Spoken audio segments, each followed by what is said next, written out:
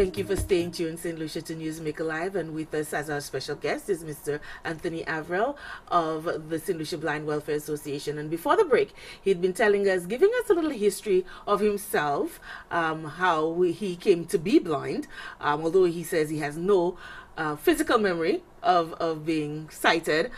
So we found out a little bit about, his experiences and how he came to be the executive director of the St. Lucia Blind Welfare Association. He's given us a history of the association prior to 1981 when he came on, and the thrust from arts and basket weaving and craft to more mainstream education and preparing our people, our differently abled, our unsighted brothers and sisters to cope with a changing world. And so before we went to break, you were telling us about your three-pronged approach, or your three-pronged thrust for the Blind Welfare Association. Yes. Well, of course, education is a big one. Rehabilitation, huge. And of course, we understand that there was a great need for prevention of blindness, because if we succeed in helping people to keep sight, it means that that is one less person that we have to worry about, So prior to the 1980s, children in St. Lucia or in the Caribbean were being educated in isolation. It was in institution-based education, residential, because most of the schools, because of the difficulty that children had to make their way back and forth to and from school, like, for example, if you are in Jamaica and you are all the way up in Mandeville and you have to go down to Kingston, so that it was a lot easier to have you in a residential facility. Likewise, in Trinidad, for the East Caribbean, the School for Blind Children is still in Santa Cruz, Trinidad. So children were sent there from around the East Caribbean to Trinidad. We wanted to change this because of the fact that the blind, vision impaired children have to live in the world, and educating them in isolation is not really preparing them to handle the world effectively. So we thought that it would be better if we can educate them side by side with their sighted peers. That was a very bold initiative to be taken around that time. Obviously, of course, we are not claiming to be the originator of the concept. Integrated mainstream started in the more developed countries, but we felt that this is something that we could buy into. We can claim to be ours. And that sort of pushed us in that direction. And we started.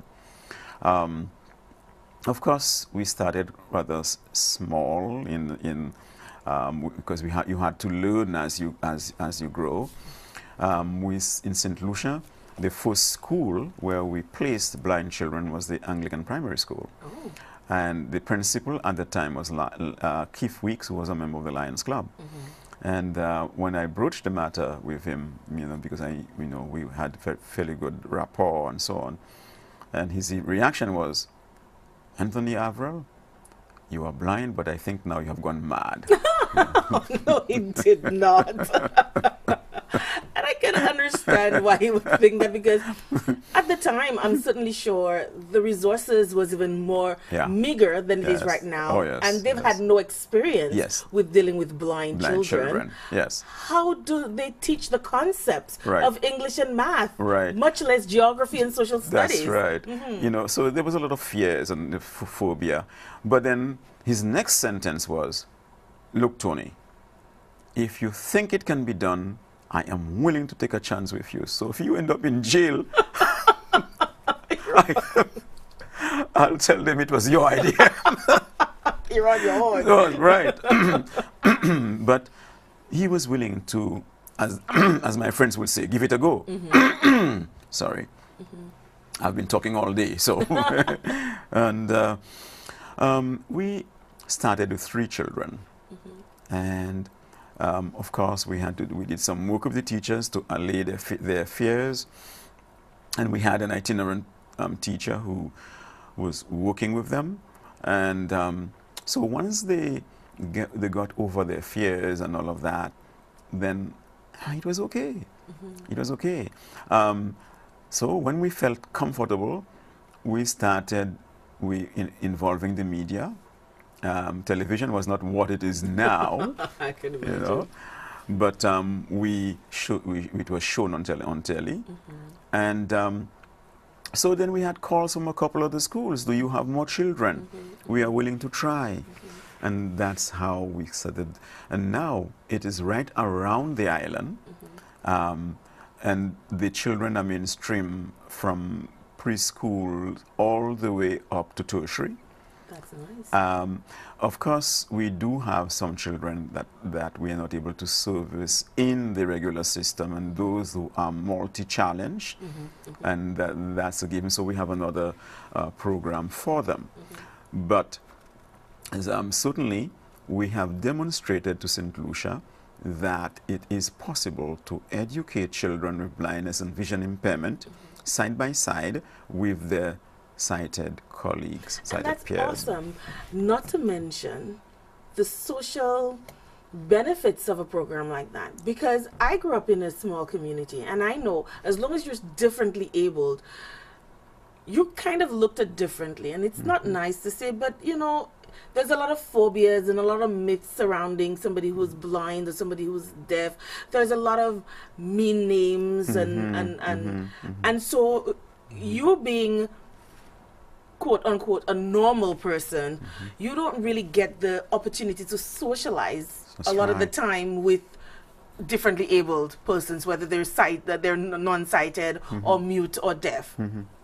And so I would imagine that the results of that, the benefits of that, was not just for the unsighted child, but for also the sighted child to learn tolerance and acceptance of persons who are different from you. Actually, you are striking the nail right on the head. You should play cricket for the West Indies. I'm afraid of being hit by the ball, so I wouldn't be a good cricketer. We thought that, look, if we are serious about wanting to change society, to change societal attitudes, the best way to achieve this would be to mainstream the children so that when the time comes that they have left school and they are now ready for the work market, they would meet colleagues whom they went to school together with. It would be a different environment. And so this program, is not only helpful to the children affected by blindness and vision impairment, but also to those with 20/20 vision, so that it helped both sides of the coin. And it is helping to create a society which is more tolerant, with better understanding, and perhaps would be able to cope with blindness, vision impairment, and other forms of disabilities a lot more effectively. Because people are afraid of what they do not know.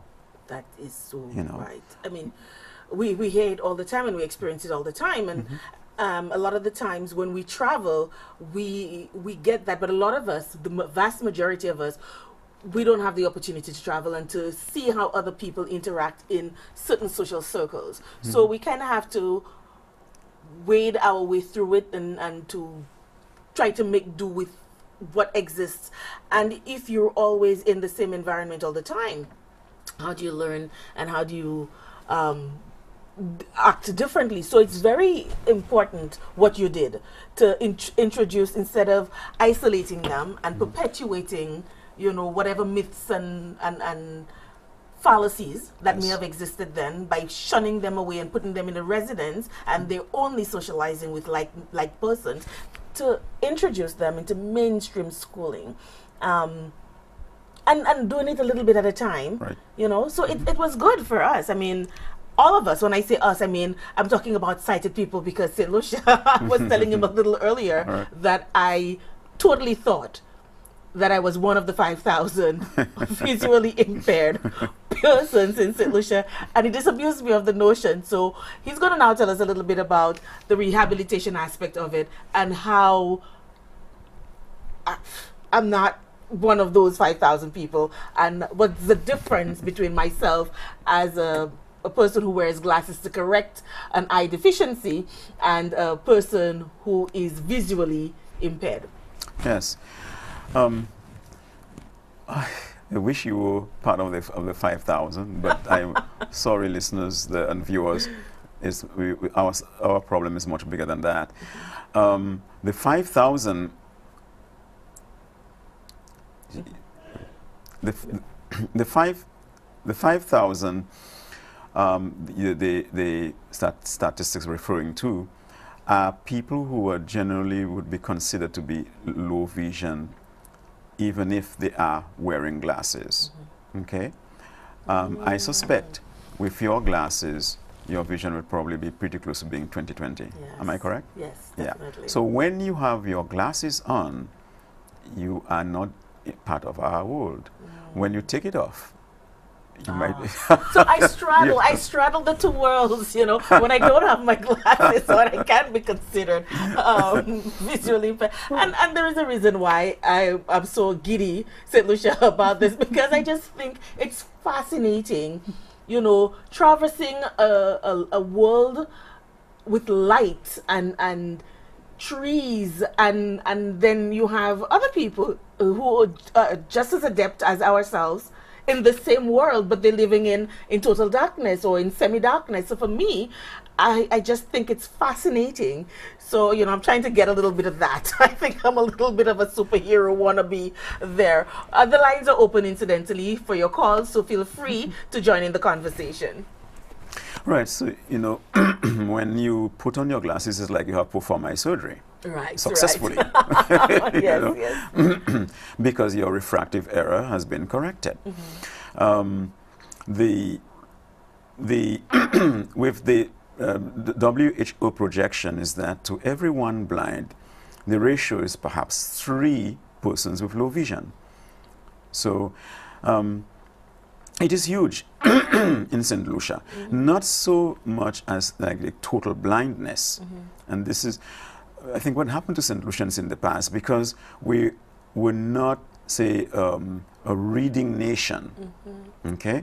So once people were able to, they had good guiding vision, as far as they were concerned, nothing was wrong with their vision, you know.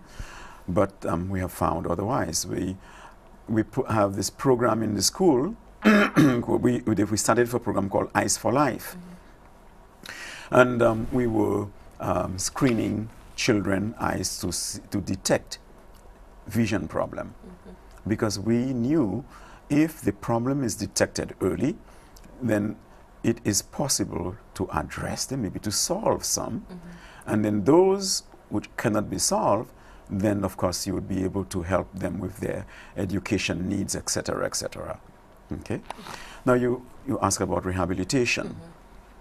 In the 80s we moved away from what we thought was rehabilitation by just teaching people how to produce crafts and so on, and started teaching them how to function in the community, how to find their way, how to make themselves useful at home, in the kitchen, etc., etc. So with the help of the Caribbean Council for the Blind, the program Community-Based Rehabilitation for Blind Vision Impaired was introduced, and St. Lucia was one of the first islands that really went into it. We started going to the communities, go to people's home and giving them rehabilitation skills, you know, and we began to see the great difference. People's self-esteem, people begin to feel they feel useful, being part of family, that they would be able to do what, you know, make a contribution to the best of their ability. You would have blind people at home and the house needed to be cleaned. They wouldn't be participating. Why can't they wash the dishes? Why can't they sweep the house? Why can't, I mean, they can play their part. And we started imparting this concept to as many blind vision impaired persons as possible. With regard to the prevention, I refer to the Eyes for Life program in the schools, but we also started reaching out to adults with regard to their vision, and started having all kinds of town hall meetings and reaching out to groups and talking to them about the value of their eyesight and the need for them to take care of their eye health. So we did that throughout the early part of the 80s, and toward the latter half of the 80s, we teamed up with groups like the Lions and others, and had a program where we would be providing used glasses to people with vision impairment and who could not afford glasses. And that went on for a number of years with this support of what was called the Canadian Vision Care.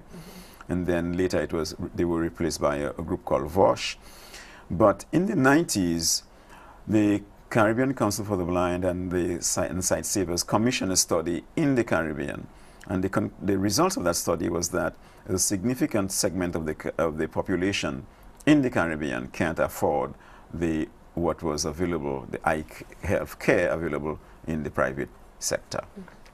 So the Caribbean Council for the Blind and St. Lucia Blind Welfare Association made a momentous decision that it is going to get involved with the curative aspects of eye care, not just the rehabilitative. Also, we had various poverty surveys which sort of agreed with the findings of the the study that was conducted by a group called Help the World See.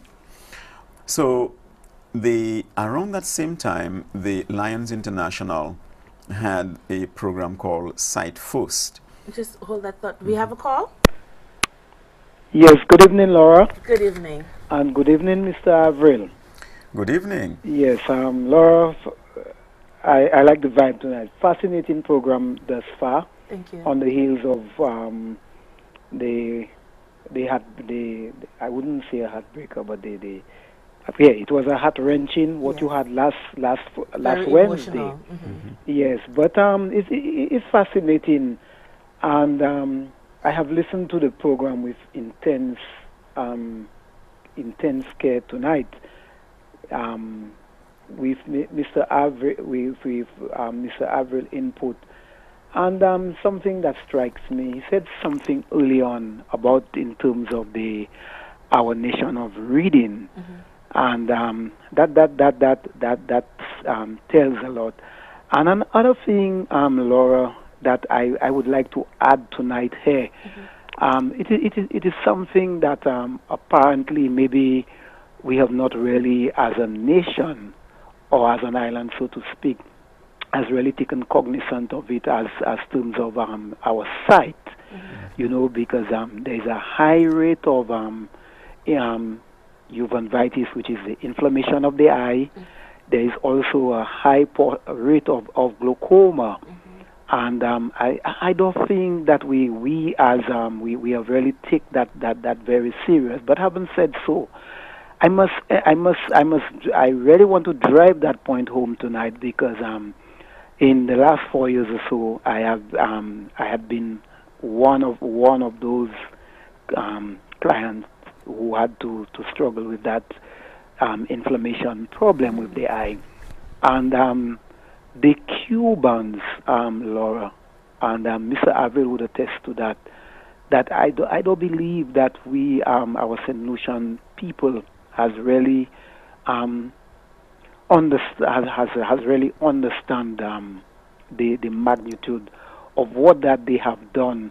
Because you go to the hospital there, Laura, on a daily basis, and sometimes they see between 200, almost 300 persons per day.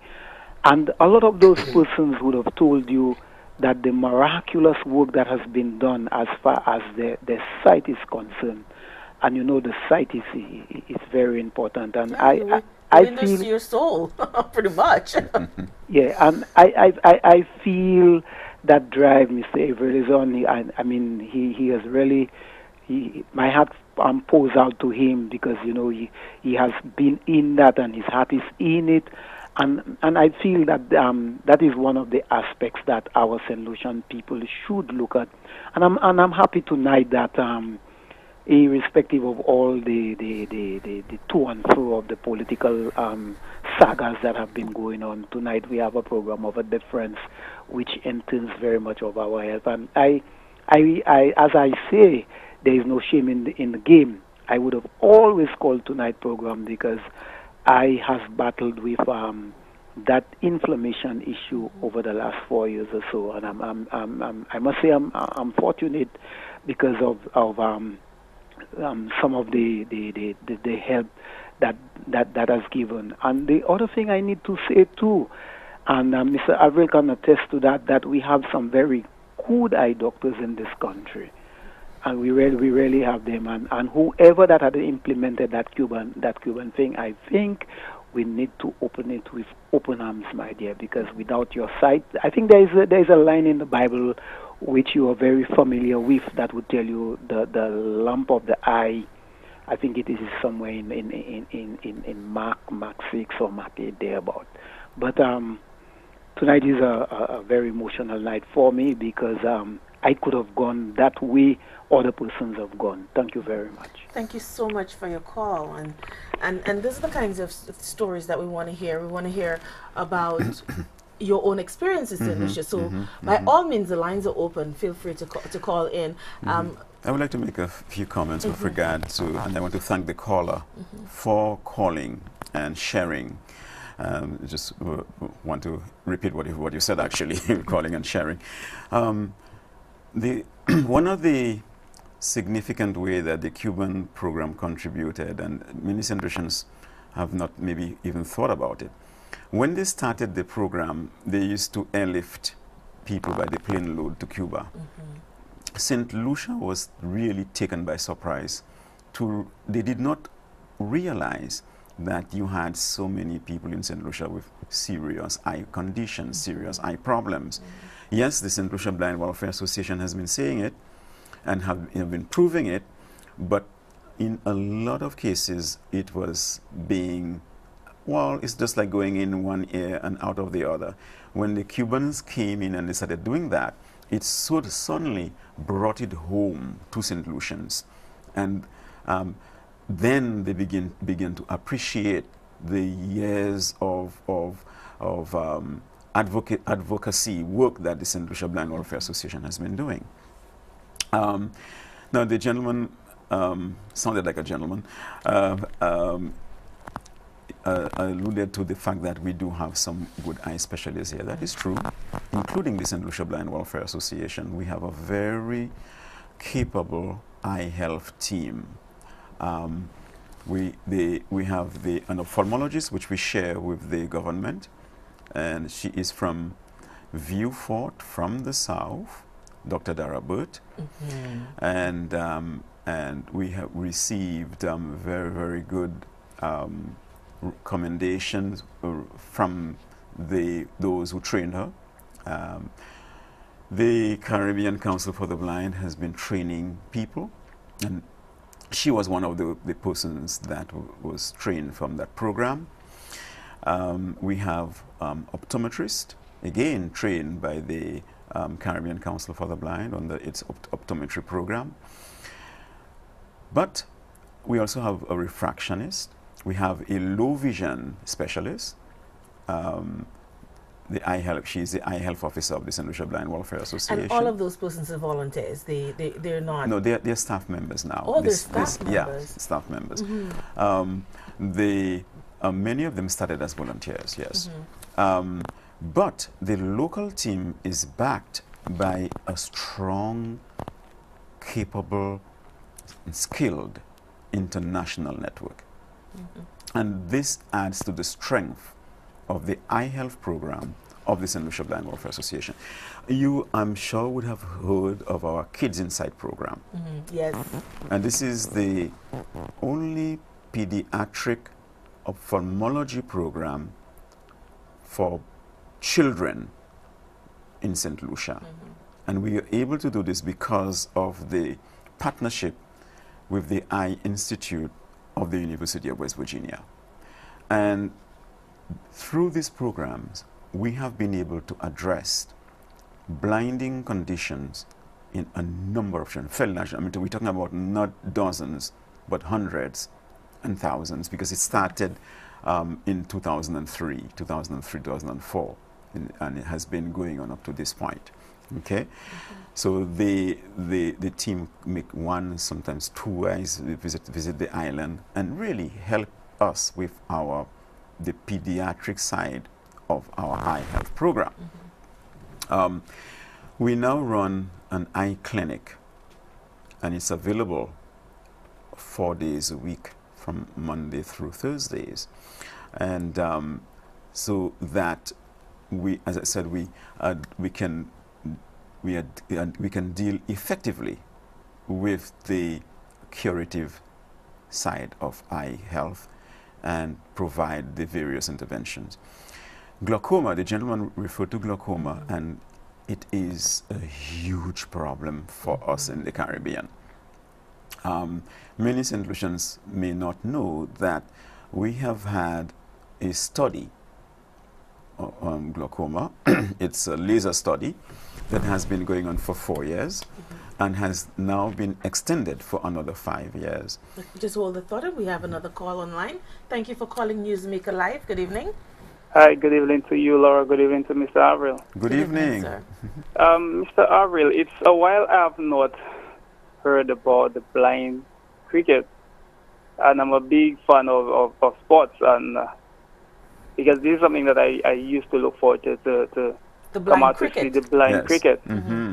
So I want to know if there is anything in the pipeline to get the blind cricket going, and if it's what's the status of the blind cricket, and what it will take if it has vanished, what it will take to have it back to where it was before. Because I know it used to be something that was very vibrant, because I used to enjoy watching it. So I am just waiting to know what we can do, or if there is something that can be done to get the blindness cricket going back again. Thank you very much. I will listen, okay? Thank you for your call. Thanks. It's a very, very good question. I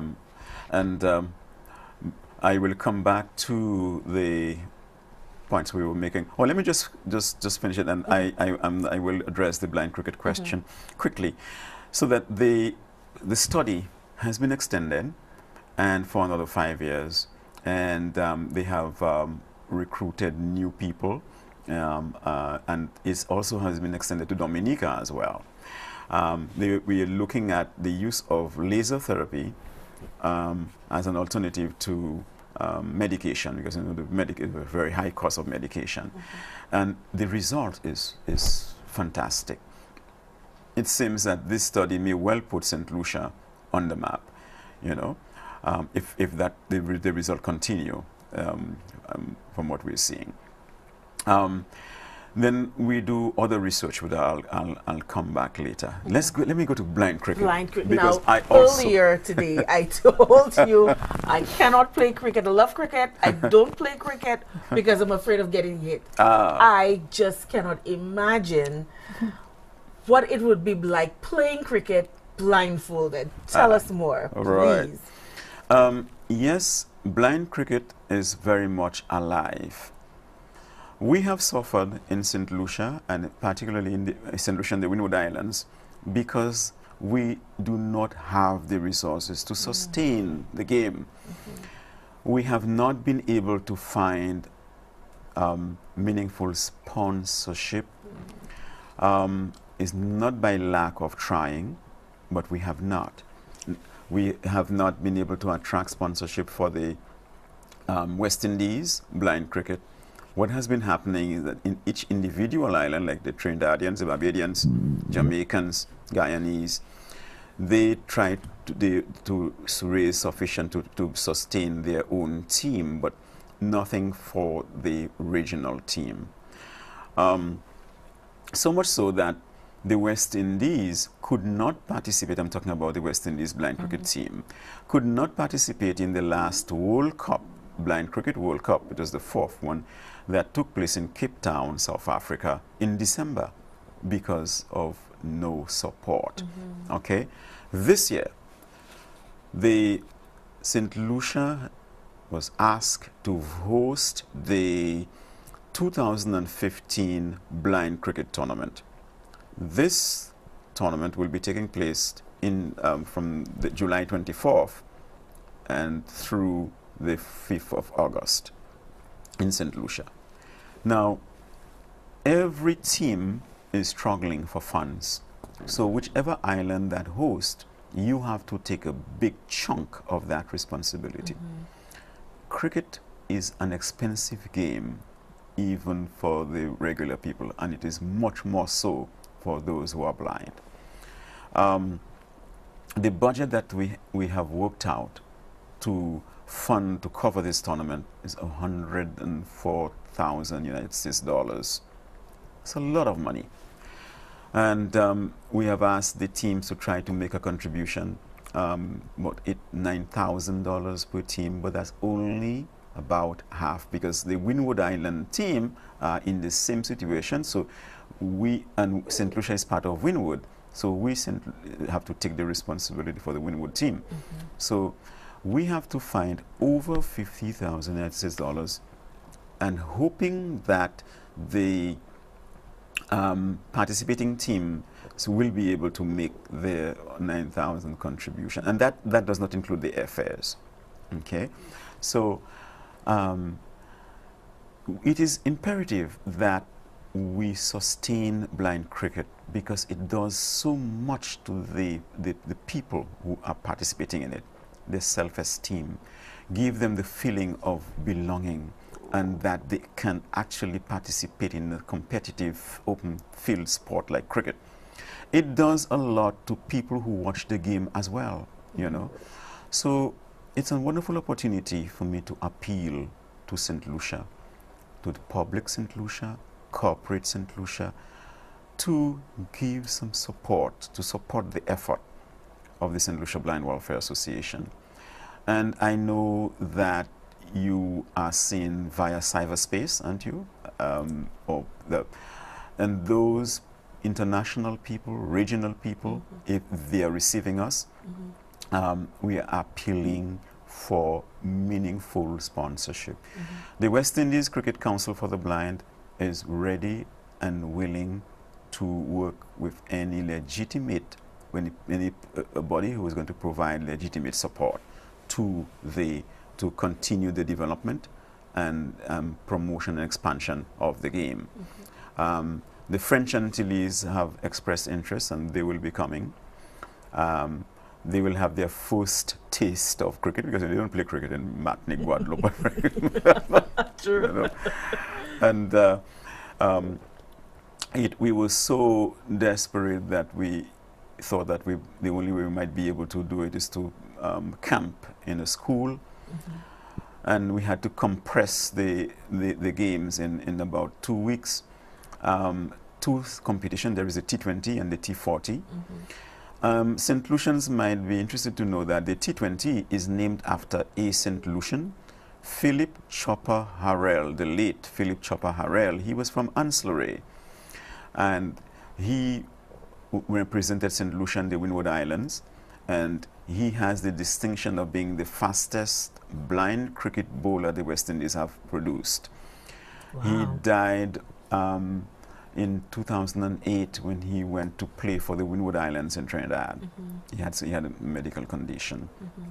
And the West Indies named this cup after him, the Philip Harrell Memorial Cup. Wow. And so the Windward Islands will have an opportunity to play for it and see if they can win it.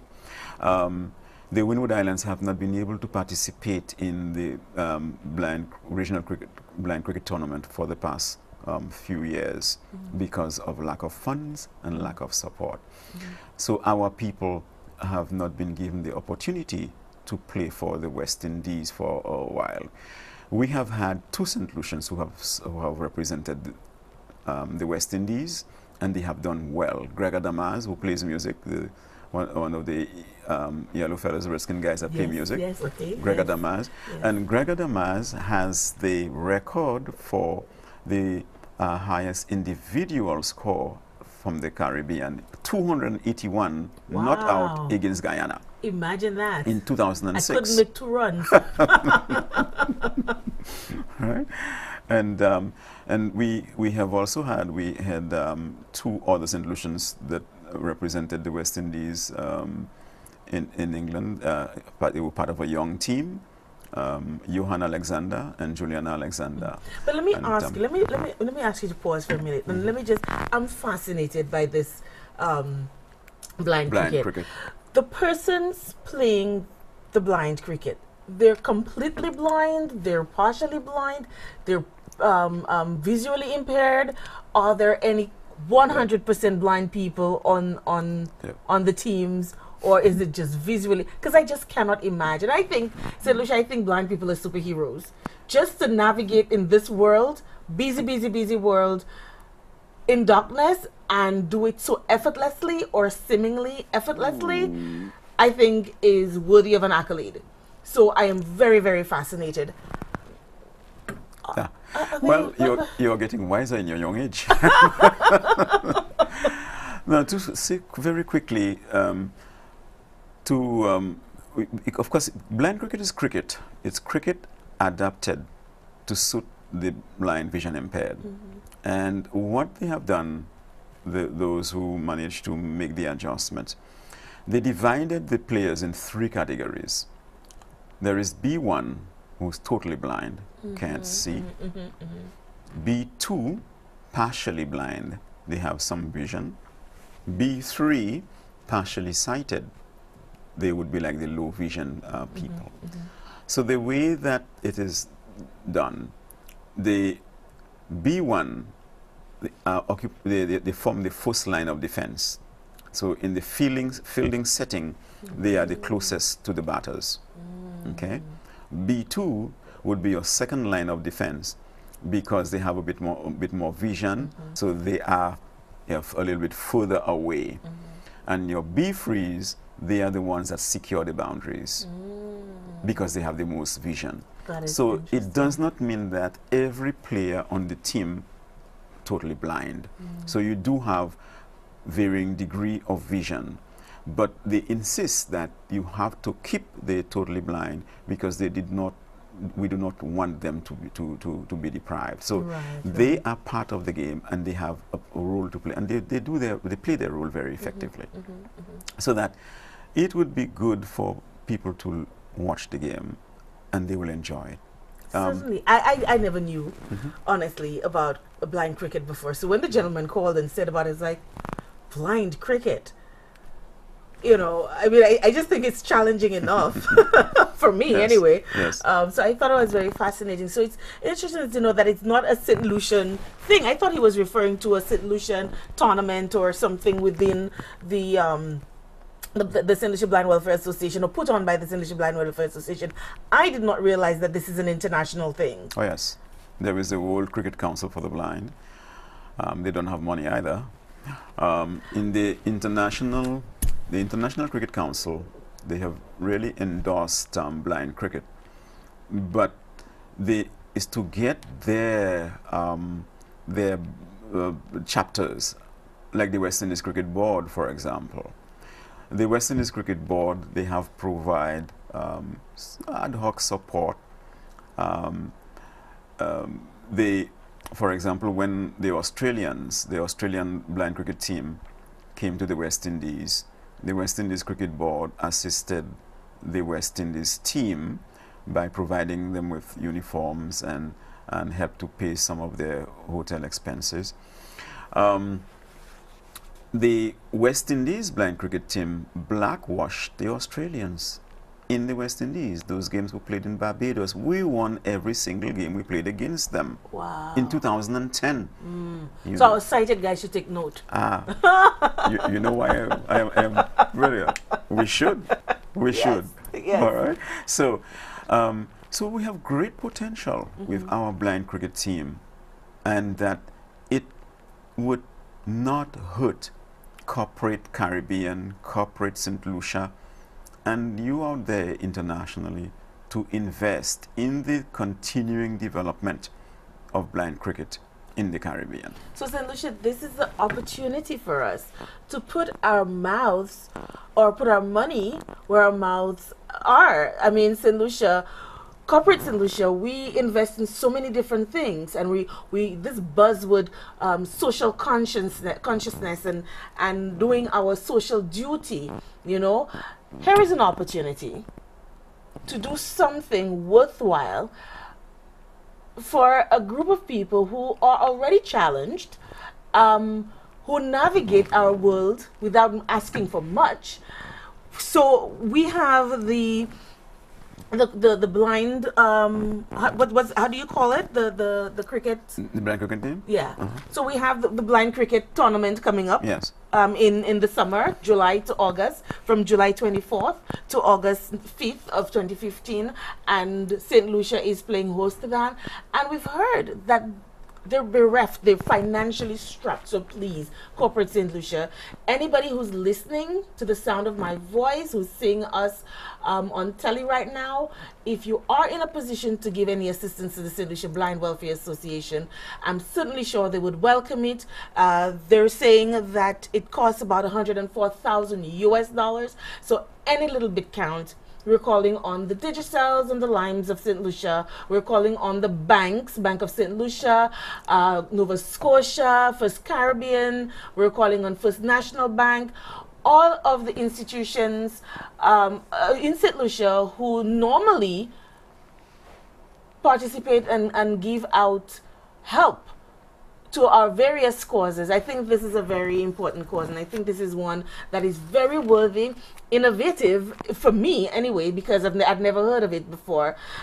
And you're doing a worthy cause. You're helping a segment of our population that has not really asked for a lot. Like, I don't think I've, you see Gregor, his name is Damaz, Yes. and his team and his band off and on in front of some of the corporate places, playing music and, not asking but receiving from us as we pass by. But there is an opportunity to, in a very concrete way, a very formal way, assist the St. Lucia Blind Welfare Association. As we heard from our first caller, it could be you.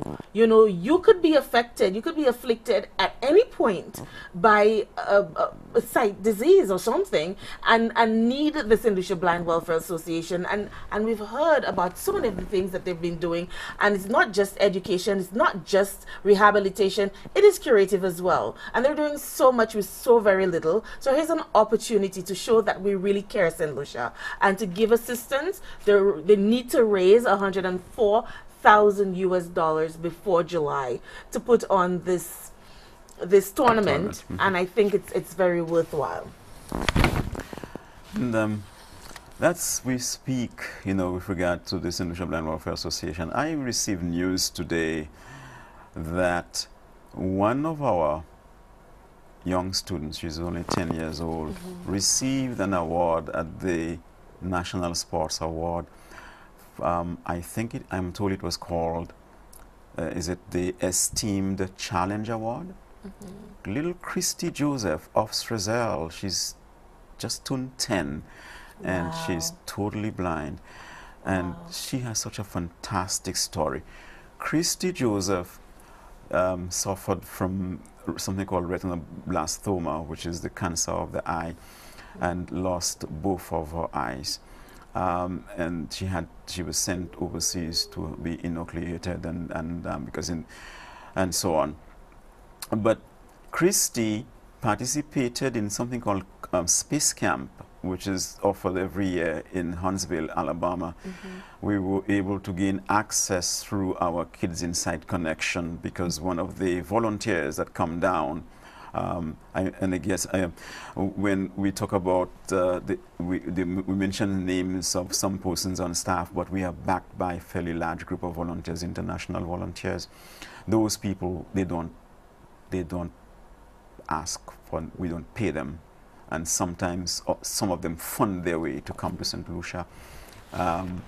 We have to house them and so on and provide to accommodate them. But there are times when they come and they look after themselves. For example, we had 2 ocularists with here. The ocularists are people who make artificial eyes, and they paid their way and come and gave us a week of service gratis and made between 20 and 30 artificial eyes. Also, we have quite a bit of people in St. Lucia with artificial eyes. Yeah. Oh, wow. Yeah. I remember my first experience with somebody who had one artificial eye and he just Right. couldn't stop staring because Right. he just wasn't blinking. Yes. And I couldn't, and I was Right. very young. They do not see through those eyes, of course. Of course but not. that is at least it's good for the cosmetics and on other, Yes, of course. And so we are grateful for the support being given from those people from out there and so on. And so going back to the Christy Joseph story, she participated in this space camp and did all kinds of things. Horseback riding, climbing, rock climbing, swimming, doing all kinds of, including participating in simulated space, going into space activities. And our little girl was given the prize for, it's almost like what you call the MVP, when you she was the person, she was given the overall prize, you know. So she's somebody to look out for the future. I mean, you hear of the Jessica Jacobys, the Stacia Jules, and so on and so on. But St. Lucia, look out for Christy Joseph. And her teacher is one of our champion teachers from the South, Shumi James Dasheville. Hi, Shirley. And Shirley is a personal friend. I'm so proud of her. So very proud. So very proud of her. I mean, we don't have enough Shirley Jameses around. And so I'm very happy that she, I like the way you told her champion teacher in the South. So hi, Shirley. Keep on doing what you're doing. It's fabulous. I understand that you was just saying that you're from the South. Yes, actually, So- I'm from the same community as Shirley. Shumi. Yes. A question that I have for you Southerners, I wonder what is it about you Southern ladies that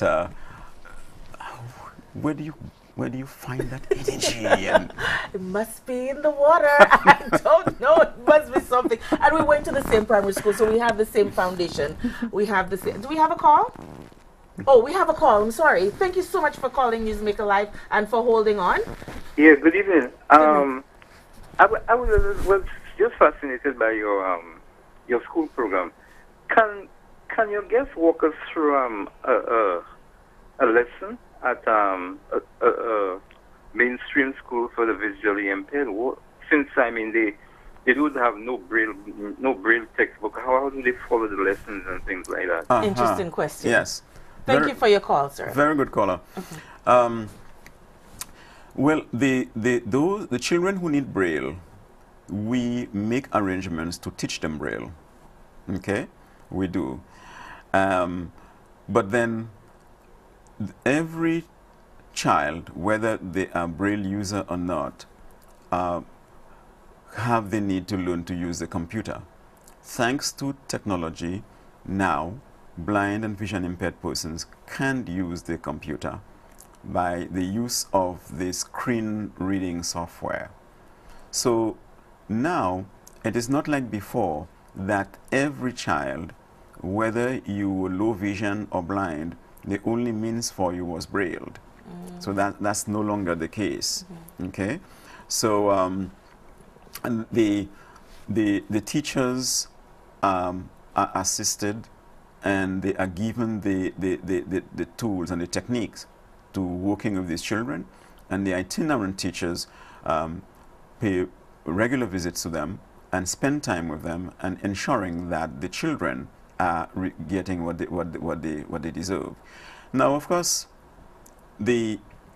not every blind child, because there is the fallacy that every blind child has to be a blind genius. That's not the case. Blind vision impaired people come from the society, and they are just people.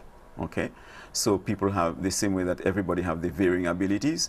Likewise, those who are blind or vision impaired, and of course they have more challenges. But I think we can say that we are very proud of the mainstream education program that we have in St. Lucia. We have about 100 children around the island who are benefiting from the program. Now, the majority of them are low vision, okay? But then just think of it, to be able to have a blind child, totally blind child, all the way in Strazel in a mainstream school, it speaks big time for the program, the value of that program. Because in the past, she would have had to be taken from Strazel into Castries, maybe to live at somebody's home if the family can find a home, and then that she would have had to come to what was called a school and workshop for the blind. Things has changed. Definitely.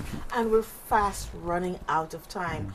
But one of the things that you said that struck me was St. Lucia, look out for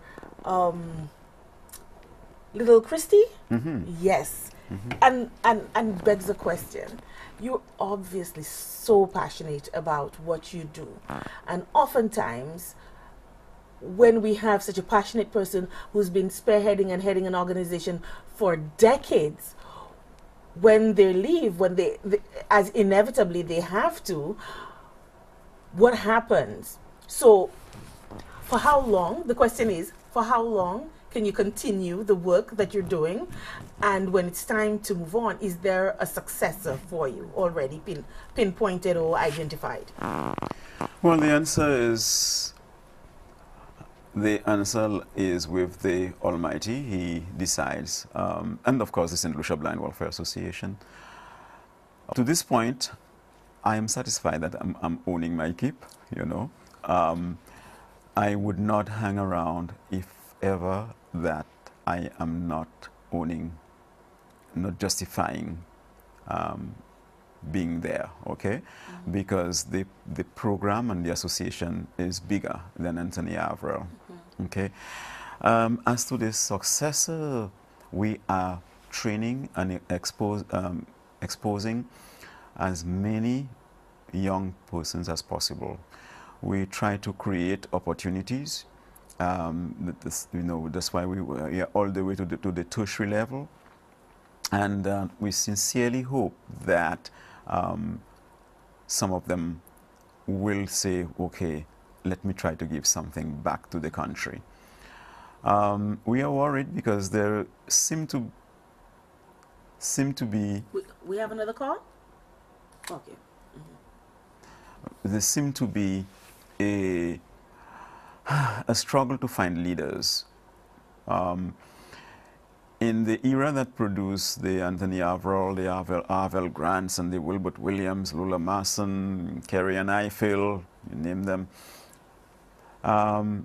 there seemed to have been a passion for people to say, look, we want to change. We want to change society. We want to make a difference. You don't quite feel it now, and that's worrying, okay? But we do not have a choice. We have to continue to invest in our people and continue to hope that not only those who are blind or vision impaired, but those who are sighted as well. Because for us at the St. Lucia Blind Welfare Association, we see integration as a two-way process, okay? We do not believe that we are saying that we want the world to open for us and for ourselves to close to the world. So that not because someone is sighted, that person cannot work with the St. Lucia Blind Welfare Association. That's not the way we see. We see the sky should be the limit for anybody who's blind or vision impaired. There's no reason why a blind person cannot be a permanent secretary. You know, there is no reason why a blind person cannot be manage a bank, you know, or whatever. So the sky is the limit. So likewise, the St. Lucia Blind Welfare Association is not saying that it's only blind people that can be at the head of the organization. And this is a good place to end because we're out of time. And St. Lucia, I want to thank you so much for tuning in and for allowing us another week into your homes. Those of you who called, thank you for your calls and your comments. Mr. Avril, thank you so much for being with us. St. Lucia, I also want to make a special thank you for last week callers and those of you who shared your story. Stay tuned for next week because next week we're going to do the flip of what we did last week. And we're going to talk about the men who have been abused and raped. Can they be raped according to our laws? Thank you so much for staying tuned. I have been your host, Laura Japierre. See you next week.